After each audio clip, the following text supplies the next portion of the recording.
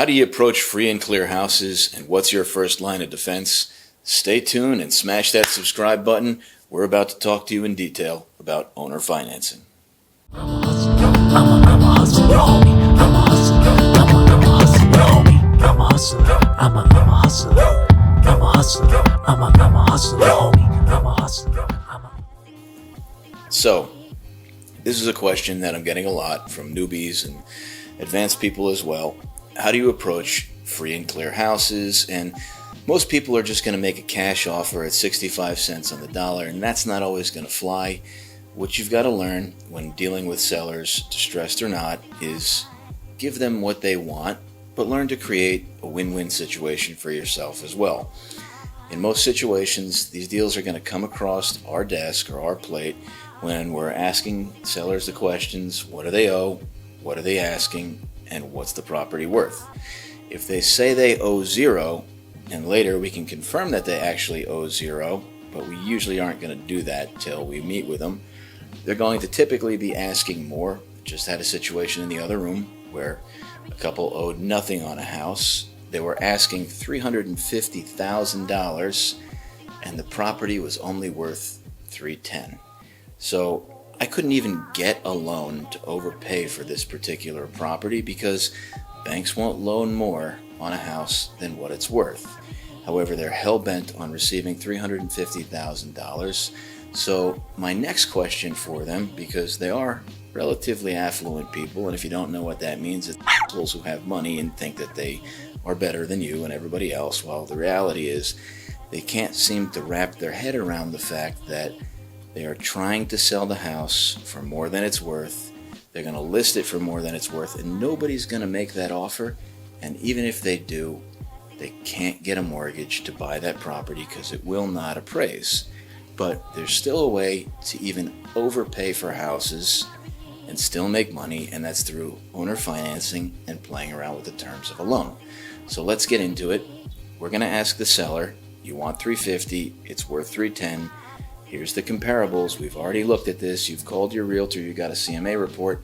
Matter of fact, your realtor even refused to list it at $350,000 because you've got one of the few honest realtors out there, and there are not many. Most realtors will list it for $350,000 and then practice the typical realtor strategy of drop the price, drop the price, drop the price, drop the price, drop the price, and when you get there, drop the price some more. You're going to ask your seller, can you wait for your money? And if they have a paid off house, chances are they already live somewhere else. This may be a rental. They may have several properties.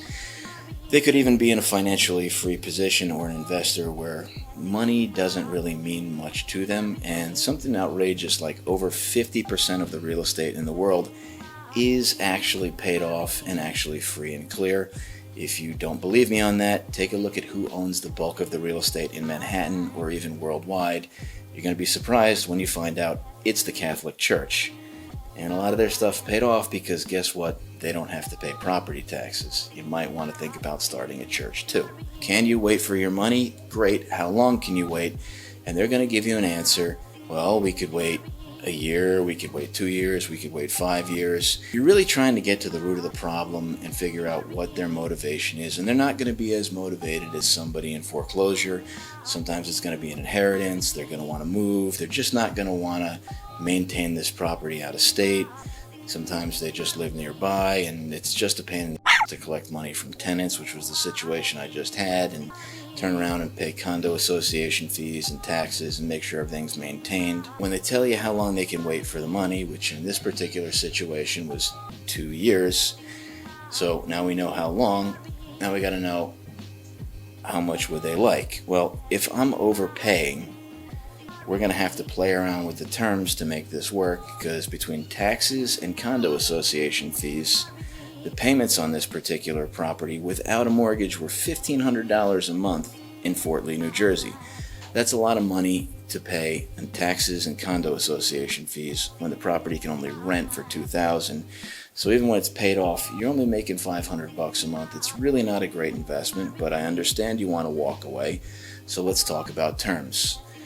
The first term we can play around with is payments, and what you have to realize is we're putting you in the driver's seat.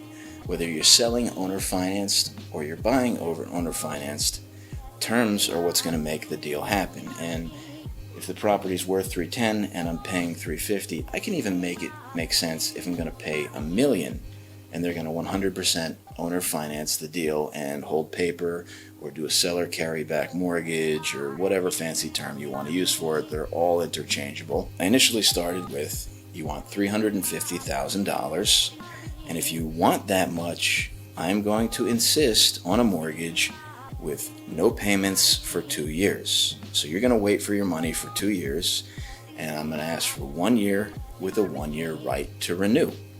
The reason why I'm going to do that is because in the meantime, I am going to sell this property on a use and occupancy, which is actually the correct way to do a rent to own in the state of New Jersey, and I am going to positively cash flow it and later drop the price down to what it appraises. I'm going to make my money off the rent.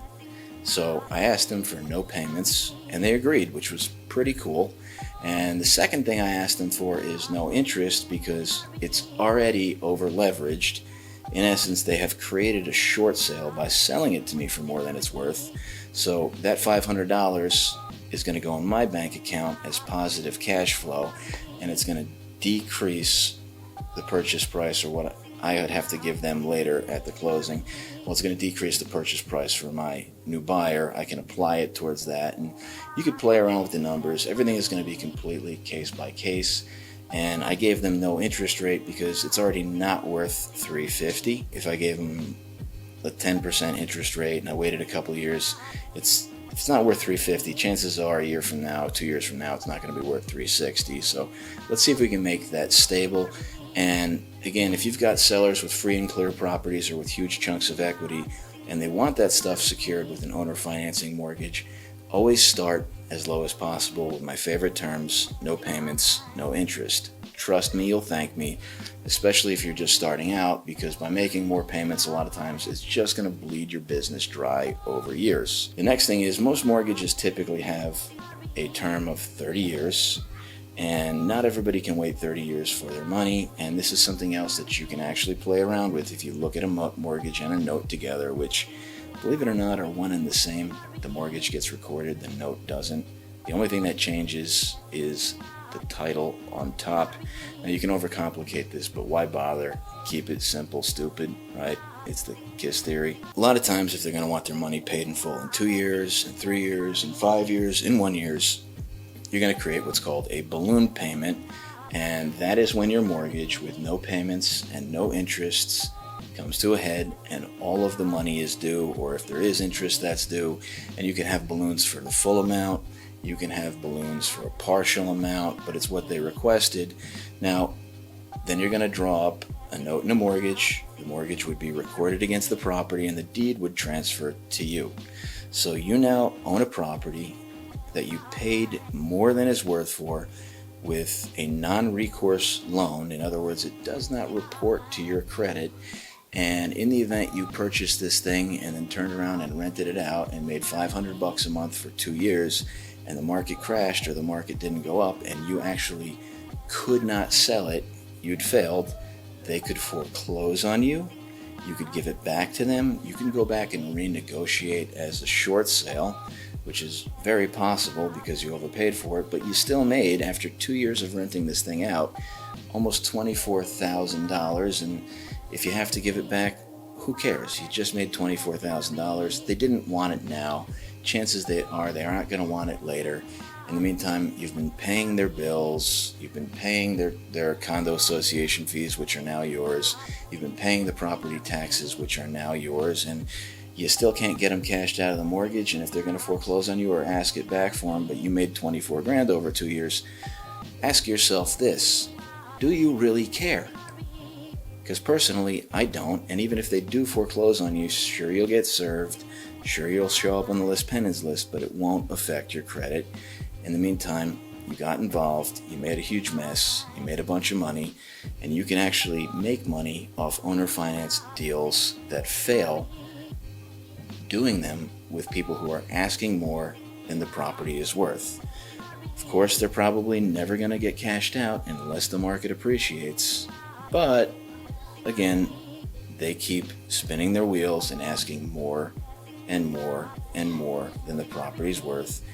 And I mean, in financial terms, with a lending institution, that's actually an impossibility. And the other way that this could go is the market could increase, it could actually work out, or you could collect a lot of money and give the seller some sort of credit. Either way, if somebody's willing to give you a property, owner financed, with a non-recourse loan to you, and every seller carryback mortgage or owner financed mortgage is non-recourse, not many people have figured out how to have something report to their credit, then by all means, take it. If you have one of these, if you need help, let's hear about it in the comments. Feel free to reach out to us. I hope you've enjoyed this. My name's Chuck Kohout. Always be closing. Don't forget to smash the subscribe button, slide that little bell all the way up to all, and if you'd like a copy of one of our courses, just click the link below. Talk to you soon. Look forward to meeting you in person. Bye for now.